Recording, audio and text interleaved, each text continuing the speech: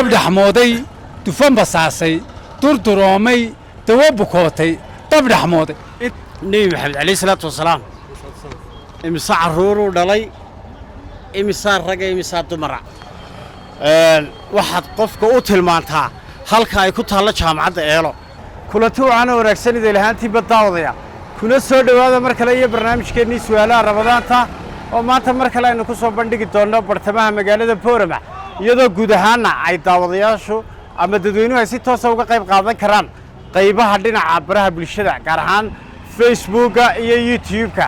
barnaamijkeenna maanta waxaa si gaara u martigelinaysa jaamacadda caalamiga ah ee eela university jaamacaddaasi oo bixisa adeegyo kala duwan oo isugu jira ilaa 18 kulliyadood oo digriiga koowaada iyadoo sidoo kale 8 takhasusaad oo kala duwan aad ku qaadan karto samaynta takhasusaadka heerka labaad ee master's degree jaamacadda eelo ugu horrayn ku soo dhowow muuqaal yaroo kooban oo ku saabsan jaamacadda eelo fursadaha eelo way furmeen aqoontuna waa muhiim ayaamaha xilligu sido albaabada aqoonta ruuxii uu ayaa ka aflaxa adduunka jaamacadda eela arrinkuu dhammaystay ardayahay u fiirsada bushaaradan muhiimka ah jaamacadda eela university oo ka mid ah hormuudka jaamacadaha somalilan ayaa ooda ka qaaday fursadaha dhanka waxbarashada iyo sidoo kale ardayda danaynaysaba bushaarooyinka ay u hayso kulliyadaha diyaarka ahna waxaa ka mid ah kulliyadda civil engineering kulliyadda computer science kulliyadda management science kulliyadda agriculture and natural resources telecommunication engineering, geology and air science, nursing and midwifery, public health, human nutrition, pharmacy, project management, agricultural business, faculty of education, faculty of water resources and environment engineering, faculty of agriculture engineering, faculty of business technologies, faculty of human resource management, faculty of finance and banking. dhanka dibloomooyinka ayaa bushaaro weyn ay ku haysaa jaamacadda eelo waxaana ka mid ah diploma in IT, Diploma in Project Management, Diploma in English ESL, Diploma in Political Science, Diploma in Human Resource, Diploma in Agriculture, Diploma in Accounting, Diploma in Quantity Surveying, Diploma in Nutrition, Diploma in Architectural Engineering, iyo Diploma in Pharmacy.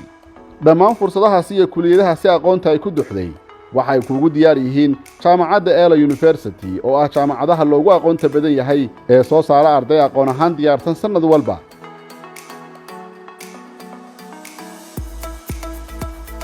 sidoo kale jaamacadda eelo waxaad ka helaysaa kuuliyadaha masterta jaamacadda eelo waxay u diyaarisay ardayda laabab u diyaarsan dhinaca tacliinta hadday yihiin kuwa caafimaadka iyo sidoo kale kuwa tiknolojiyadda kuwaasi oo sahlaya ardaydu si heer sare ah inay u tijaabiyaan cilmiga ay barteen waxaana laababkaasi yaalla qalab casri ah oo loogu talagalay in ardayda wax ku bartaan intaasi waxay noogu dhan muuqaal yaro kooban oo ku saabsan jaamacadda eelo oo maanta iyadu maalgelinaysa barnaamijkeennani su'aalaha rabadaanta intaynaan u gudagelin su'aalaha rabadaanta waxaynu ku bilaabaynaa jawaabta su'aashii shalay toole oo ay gabadhi ku guulaysatay xagga hoose ee facebook ayaad ku arki doontaa magaceeda abaalmarinteedana halkaasay ku heli doontaa laakiin xidhiidh aannu la samaynay manu helin su'aashaasi waxay ahayd waxaad sheegtaa dhulkii ay caasimadda saylac u ahayd ee boqortooyadii adal boqortooyadii ka horraysay dadka qaar waxay soo qorayeen boqortooyadii ajuuraan waaba dadka ugu dhow haddii ay wuxuun garanayaan oo ka jirtay dhinaca koonfurta soomaaliya hase ahaatee waxaa jiray dad iyagu xadkaba ka baxsan oo qaarkood ku sheegayay inay ahayd boqortooyadii abasiiniya waaba midii la dagaalamaysay ay cadowga isku ahaayeen waxay ahayd boqortooyada ifad wixii faahfaahinna dheeraadana xagga hoose ayaad ka heli doontaa marka ugu horraysa maanta barnaamijkeenna waxaan ku bilaabaynaa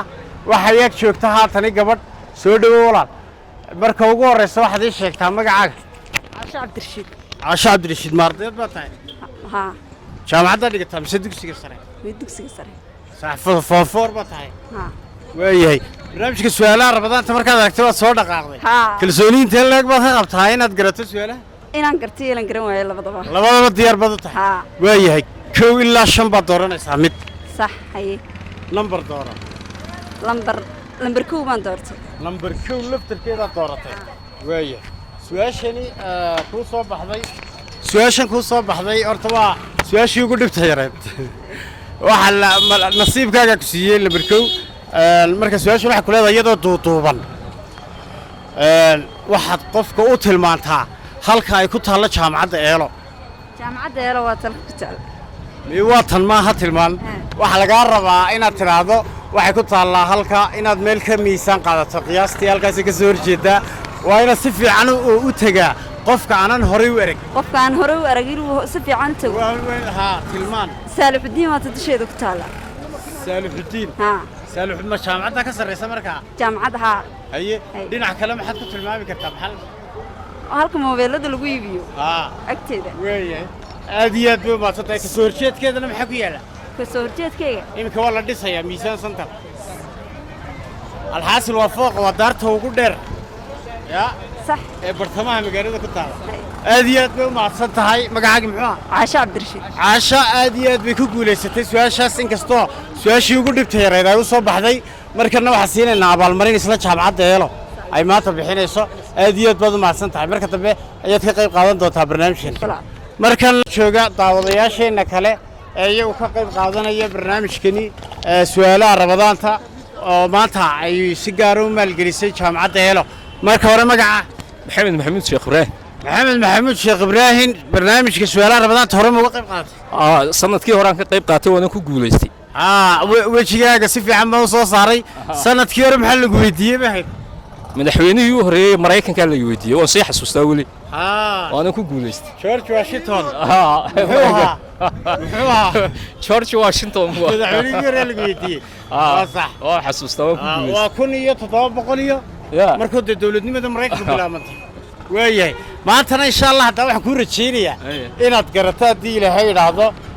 su-aashan waan ku rajo weyna hay su-aalahan waxaad samaysaa nambar kown baad ka reebaysaa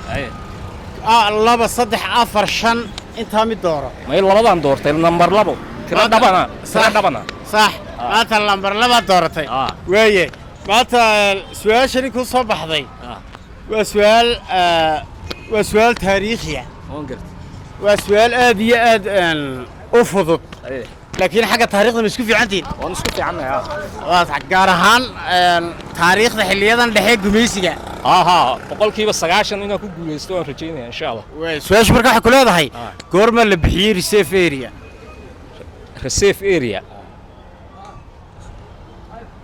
area goorma la bixiyey dabcan horta reserve area si fiican baan la garanayaa waa dhulka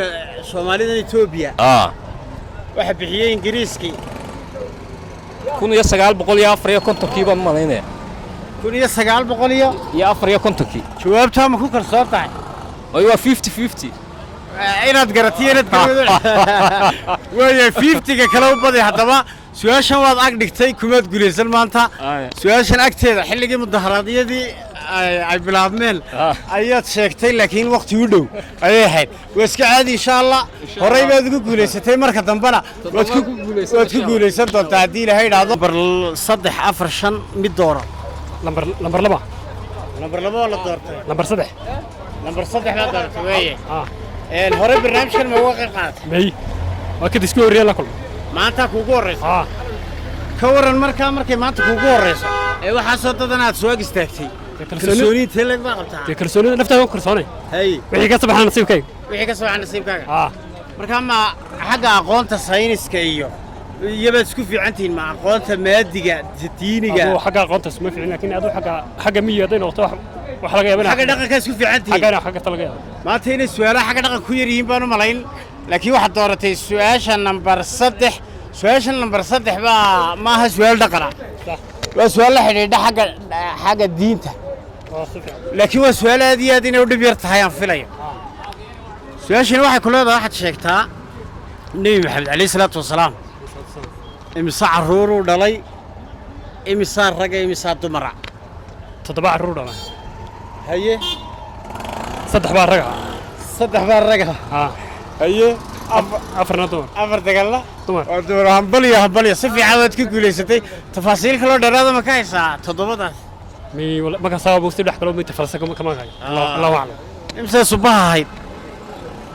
halkaas isku bahla 3 baan ma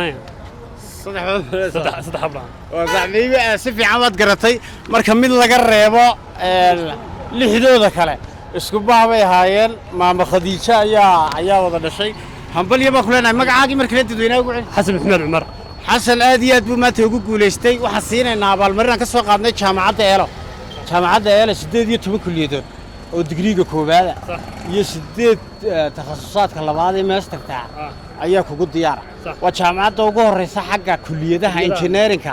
iyo computerka gobolka ugu horeysa xagga computer science ka dabada aad iyo aad baad mahadsantahay markana waxa yaag jooga mid kale oo aan jecelahay in ma taqaanaa uu ka qayb qaato barnaamijkani marka hore magaca cabdirasaaq maxamuud daahir kuma magaca kadleeye maxaa tiri cabdirasaaq maxamuud daahir cabdirasaaq maxamuud daahir oo ku magac dheer kadleeye magaca kadleeye muxuu yahay waxa weeyaan waa socod bandi amba orod Soomaali orod badabi ku yahay marka maxaa lagugu bixiyay adu socodka ad socod badnayd soo orod badnayd waan socod badnaa ma xoolaad raaci jirtay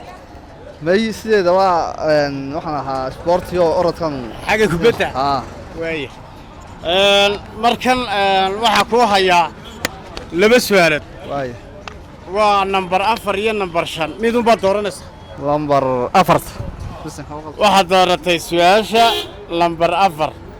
su'aashani waa su'aal taariikhda say isku tihiin iskuma xumin taariikhda iskuma xumidina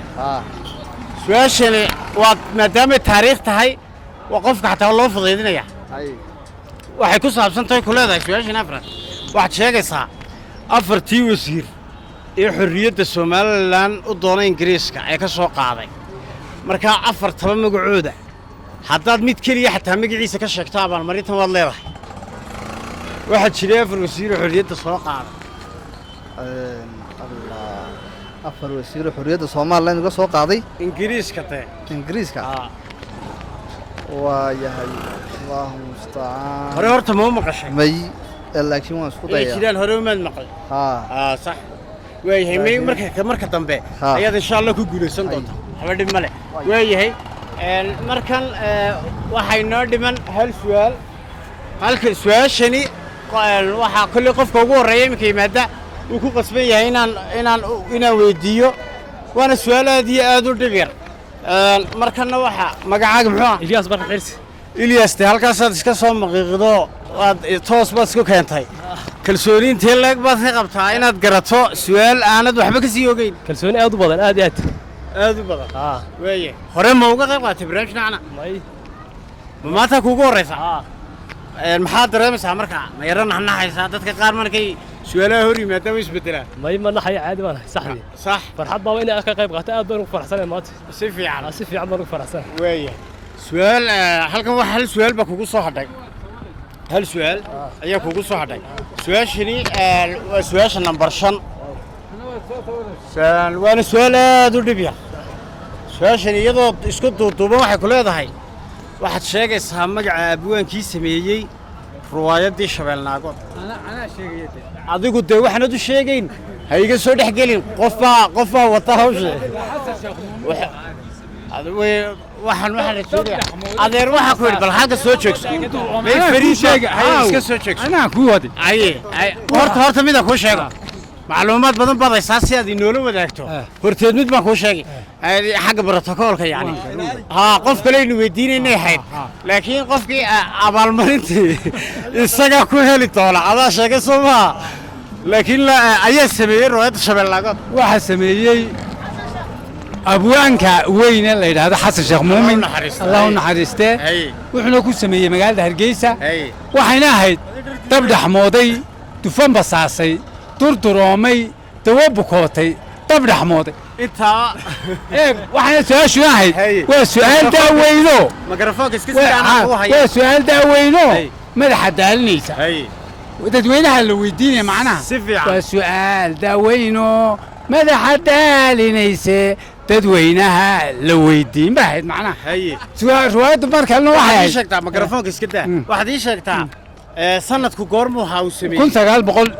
1984 bishii labaad mikrafoonka iska daa iska joogso 1984 siddeetan iyo afartii buu sameeyey meelahaasay ahayd ha horta waqtigaa ma xaqiijin karna laakiinse macluumaad fara badan baad ka haysaa Ha, ma waan- gashay aduu riwaayadda waan daawado Xagee ku daawatay? markaa tiyaatarkii weynaa hargeysa baan ku daawano riwaayaddu waxay lahayd haddii dabdhaxmoodo maxaa lagu daweeyey maxaa lagu dawe isagaaba kulule maad garanay dee kii kululaa maxaa lagu daweynaya hay kii dabka markuu dhaxmoodo ha waxaa lagu daweynaya dabdhaxmoodo sax macna nin xilkii dali yeeli waaya ha